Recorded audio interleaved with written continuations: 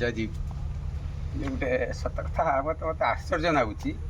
ମଣିଷ ବହୁତ ପାଠ ପଢ଼ି ସାରିଲା ପରେ ଅନ୍ଧଜ୍ଞାନ ତା ପାଖରୁ ଦୂରେଇ ଯାଉ ନାହିଁ। ଅନ୍ଧଜ୍ଞାନ କ'ଣ? ଯେ ଯେଉଁ କାଠ ଖଣ୍ଡକୁ ଆମେ ଜାଳୁଛନ୍ତି, ସେ ଲିମ୍ବ କାଠ ହେଉ କି ବେଲ କାଠ ହେଉ କି ଶାଲମା କାଠ ହେଉ, ଆମେ ତାକୁ ଜାଳୁଛନ୍ତି। ଯେଉଁ ପଥର ଉପରେ ଆମେ ଚଢ଼ିକିରି ଲୁଗା କାଚିବା, ଆଉ ତାପରେ ଗୋଡ଼ ହାତ ଘଷି ହେବା, ଆଉ ଯେଉଁ ପଥର ଉପରେ ଆମେ ରାସ୍ତା ତିଆରି କରୁଛନ୍ତି, ସେଇ ପଥରକୁ ଗୋଟେ ବଡ଼ ପଥର ଆଣିକିରି ତାକୁ ଆମେ ଶିବଲିଙ୍ଗ କରିଦେଇକିରି ତାକୁ ଆମେ ଭଗବାନ ବା ଈଶ୍ୱର ଭଳିଆ ମାନୁଛନ୍ତି। ଆମ ବାପା ମା' କ'ଣ ଏଇଥିପାଇଁ ଆମକୁ ପାଠ ପଢ଼େଇଥିଲେ? ସତ୍ୟ ଜ୍ଞାନକୁ ଆପଣେଇବା ପାଇଁ ନା ଏଇ ମିଛ ଜ୍ଞାନକୁ ଗ୍ରହଣ କରିବା ପାଇଁ ଆମ ବାପା ମା'ଙ୍କୁ ପାଠ ପଢ଼େଇଲେ? ତେଣୁ ସତ୍ୟ ଜ୍ଞାନକୁ ଗ୍ରହଣ କରିବା ପାଇଁ ଆମ ବାପା ମା' ଅନେକ ପରିଶ୍ରମ କରିକିରି ଆମକୁ ପାଠ ଟିକେ ପଢ଼େଇଛନ୍ତି ଯେ ଭଲ ମନ୍ଦ ଟିକେ ଜାଣ। ହେଲେ ମୁଁ କାଲି ଗଲା ସୋମବାର ମୁଁ ଆସିଲା ବେଳକୁ ଲୋକ ଝିଅ ଛୁଆ କ'ଣ, ପୁଅ ଛୁଆ କ'ଣ, ବୋଉ କ'ଣ, ଏମାନେ ସବୁ ପୁରା ଲାଇନ୍ ଦେଇଛନ୍ତି। କେଉଁଠି ରାସ୍ତାରେ ଆସିଲା ବେଳକୁ ଲାଇନ୍ ଦେଇକିରି ଗୋଟେ ଭାର ଧରିକିରି କାଉଡ଼ିଆ କାଉଡ଼ିଆ କହିକିରି ଭୋଲେ ବମ୍ କହୁଛନ୍ତି। ଭୋଲେ ବମ୍ ପାର କରେଗା, ଭୋଲେ ବମ୍ ପାର କରେଗା। ଆଉ ତାରି ଭିତରେ କିଛି କହୁଛନ୍ତି ରାନୀ ବାବା ପାର କରେଗା, ମୀନା ବାବା ପାର କରେଗା। ଏଇସବୁ କଥା ଗୁଡ଼ାକ ସବୁ ଚାଲିଛି। ଚାଲିବା ଭିତରେ ମୁଁ ଦେଖିନି ବେଳେବେଳେ ଗୋଟେ ଜାଗାରେ ଦେଖୁଥାଏ ଯେଉଁଠି ପାବାର ଏଇ ଯେଉଁ ଦୌଡ଼ିକି ଭାର ଘିନିକି ଯେତେବେଳେ ପାବାର କମି ଯାଉଛି ନା ଲୋକଙ୍କର, ସେତେବେଳେ ଯେ ଲୋକ ବସି ଯାଉଛନ୍ତି। ବସିକି କ'ଣ କରୁଛନ୍ତି, ବଡ଼ ବଡ଼ ଚୁଲୁମ ନେଇଛନ୍ତି, ଟିକେ ଭଲ ଭାବରେ ଗଞ୍ଜେଇ ମାରିଦେଇକି ଫେରେ 5 କିଲୋମିଟର 3 କିଲୋମିଟର ଦୌଡ଼ିକି ଚାଲିଲେ।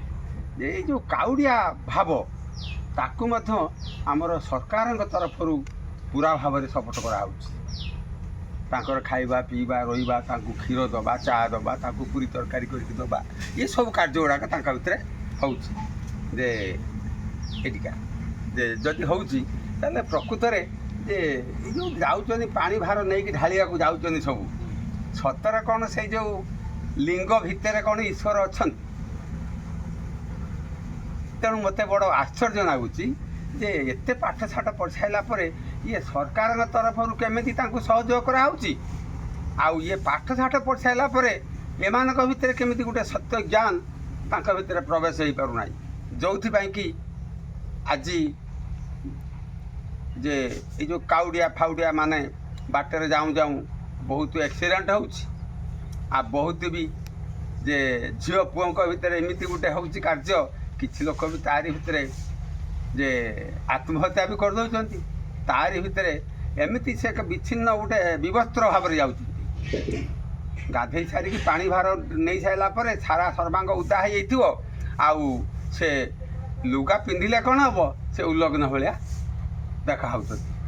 ତେଣୁ ଏସବୁ ବିଭତ୍ସ ଚିନ୍ତାଧାରାକୁ ନେଇକରି କେମିତି ଭାବରେ ବଡ଼ ବଡ଼ ପାଠୁଆମାନଙ୍କ ଭିତରେ ଏଇ ପଶୁଛି ଯେ ପ୍ରକୃତର ଆମେ ପାଣି ଭାର ନେଇକି ଗଲେ ଆମକୁ ଶିବ ପ୍ରାପ୍ତ ହେଇଯିବେ।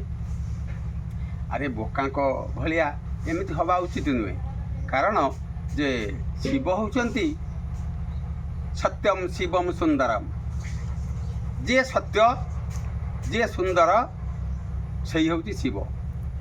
ସତ୍ୟ କାହାକୁ କହିବା? ଯାହା ପୂର୍ବରୁ ଥିଲା, ବର୍ତ୍ତମାନ ଅଛି, ଭବିଷ୍ୟତରେ ବି ରହିବ, ତାହା ହିଁ ହେଉଛି ସତ୍ୟ। ତାହା ହିଁ ସତ୍ୟ ହେଉଛି କେବଳ ଆତ୍ମା ଛଡ଼ା ଆଉ ଦ୍ୱିତୀୟ ଜିନିଷ କିଛି ନାହିଁ। ଆତ୍ମା ହେଉଛି ସତ୍ୟ। ତେଣୁ ସେ ସତ୍ୟ ବାହାରେ ଖୋଜିଲେ କେଉଁଠୁ ଆସିବ? ତେଣୁ ଇଏ ହେଉଛି ଗୋଟେ ଆମମାନଙ୍କର ନିମ୍ନ ଚିନ୍ତାଧାରା। ତେଣୁ ସେଥିପାଇଁ ମୁଁ ସମସ୍ତଙ୍କୁ ନିବେଦନ କରିବି ଯେ ପ୍ରକୃତର ସତ୍ୟକୁ ଜାଣିବାକୁ ହେଲେ ଘର ଭିତରେ ବସିକିରି, ଗୋଟେ ଜାଗାରେ ବସିକିରି ଆମେ ଯଦି ମଗ୍ନ ହୁଅନ୍ତେ, ନିଜ ଭିତରକୁ ଯାଆନ୍ତେ, ମୁଁ କିଏ ଜାଣିପାରନ୍ତେ। ତେଣୁ ସେଥିପାଇଁ ସମସ୍ତେ ଆଗେ ମୁଁ ଜାଣିବା ଦରକାର। ଯେପର୍ଯ୍ୟନ୍ତ ମୁଁ ନିଜକୁ ଜାଣିନାହିଁ, ସେ ସଂସାର ଭିତରେ ମୁଁ କାହାରିକି ଜାଣିପାରିବି ନାହିଁ। ଜୟ ଜୀ।